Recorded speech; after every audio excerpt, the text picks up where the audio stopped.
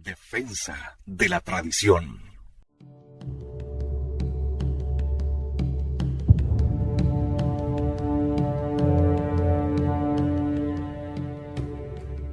Los discípulos y continuadores de Teilhard.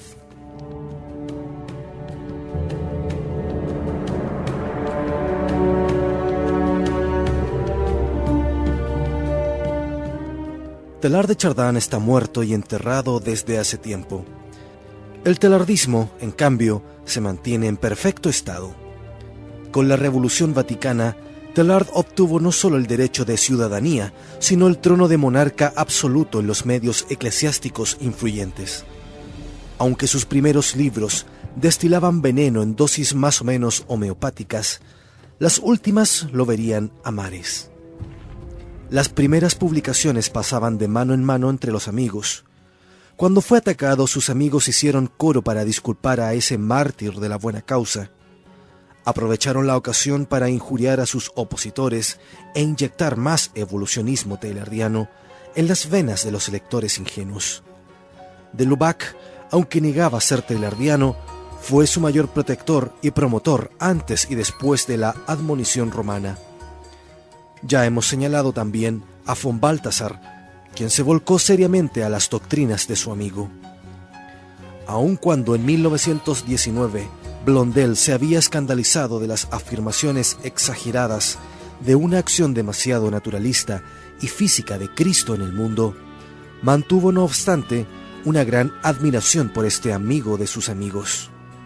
Afirmaba: «Comparto también en todo, y siempre he compartido, las ideas y sentimientos del padre Teilhard sobre el problema cristológico».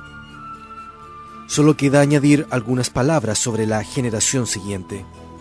El Papa Pablo VI manifiesta también su amistad por ese paladín de los nuevos tiempos. En una entrevista con el padre Boyer, uno de los adversarios más encarnizados de Teilhard, el Papa lo exhorta vivamente a rehabilitar simultáneamente a Teilhard y a de Lubac. Boyer, bajo la presión pontificia, se ve obligado a escribir a de Lubac señalándole, comillas, la gran estima que el Papa siente hacia su persona y sus escritos. Al mismo tiempo, ha expresado, a pesar de algunas reservas, un juicio sobre el padre Teilhard que a usted no le habría disgustado.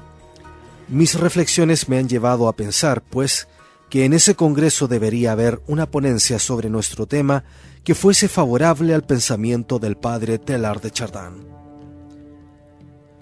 El futuro Juan Pablo II se había familiarizado con Teilhard desde hacía mucho tiempo, ya que según los expertos es el autor que cita más a menudo junto con de Lubac. Como su émulo, piensa que la evolución sirve de explicación en materia religiosa, que suele llamarse historicismo del dogma. El Papa comparte su visión escatológica y la ha aplicado particularmente el año 2000. Cree también en la salvación colectiva de la humanidad. Su admiración por Teilhard iguala por lo menos a la de Pablo VI.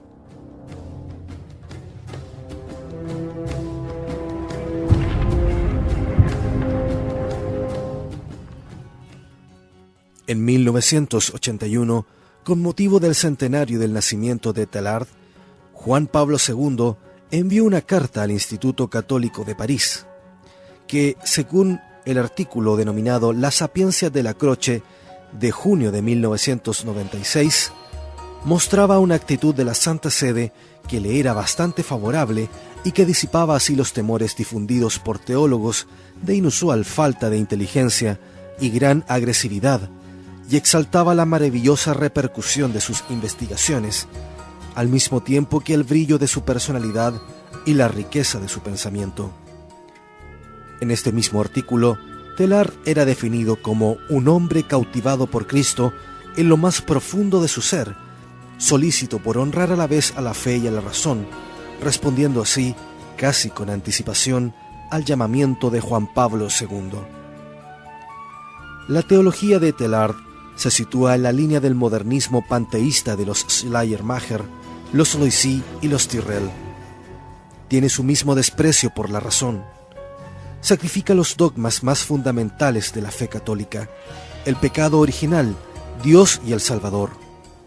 Ofrece incienso a los mitos de la evolución y del hombre y a la salvación universal por el hombre y para el hombre. Que Teilhard haya afirmado cosas contrarias a la fe es evidente para quien lo compara con los enemigos de la Iglesia, a quienes les fue muy fácil hacer suyas las grandes tesis del jesuita paleontólogo. Algunos de sus amigos no dudan en definir su obra con crudeza. Teilhard de Chardin cometió el pecado de Lucifer que Roma reprochó a los masones. En el fenómeno de la humanización, el hombre es el que se encuentra en primer plano. Cuando la conciencia alcance su apogeo, el punto omega, como dice Teilhard, el hombre será tal como lo deseamos nosotros, libre en su carne y en su espíritu. Así Teilhard puso al hombre en el altar y, al adorarlo, no pudo adorar a Dios. ¿Sería Teilhard un masón que vendió su alma al diablo, animado a destruir para construir algo nuevo? No. Carecía totalmente de espíritu práctico. ¿Sirvió conscientemente a la contraiglesia para destruir el reino de Cristo desde dentro? No es nada cierto, pero el hecho de que hubiera actuado solo en el terreno minado de la evolución hizo que la causa de los enemigos de la Iglesia progresara más de lo que hubiese podido hacerlo con un hombre que no perteneciera a ella. Nadie había logrado nunca inyectar el veneno modernista de la ciencia pura y del revolucionismo religioso como lo hizo Teilhard. Hay que reconocer que su sistema llega a tiempo para favorecer los proyectos tanto masónicos como modernistas, pues la nueva formulación teilhardiana de los dogmas cristianos es el medio para transformar la Iglesia e integrarla, mejor dicho, desintegrarla, en una superiglesia universal, es decir, en perfecta sintonía con el proceso revolucionario, con la New Age y con todo cuanto es enemigo del cristianismo.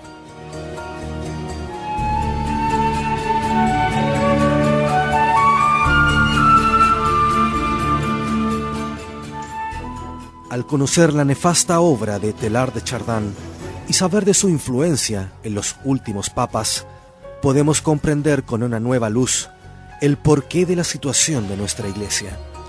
Roguemos para que su sinrazón y su panteísmo gnóstico dejen de envenenar las venas de Roma.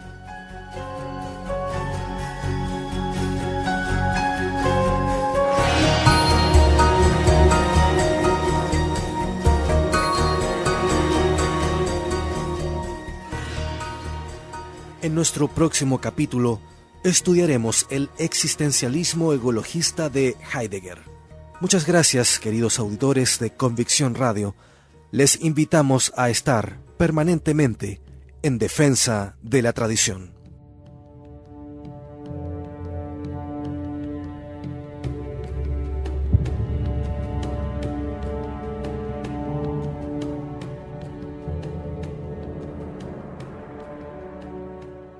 En defensa de la tradición. La Iglesia no comenzó en el Concilio Vaticano II. Combatir su pasado es un tremendo error.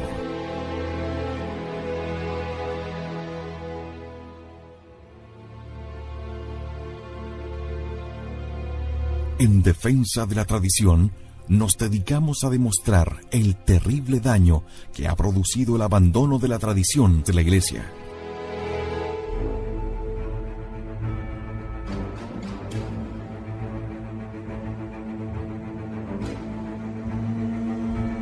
Más aún, comprobamos que la tradición de la Santa Iglesia Católica es la verdad que Cristo confió a los hombres.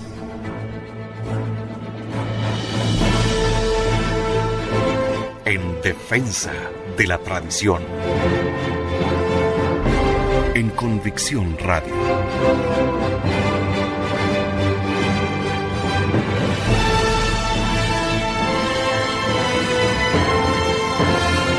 Convicción en la única verdad.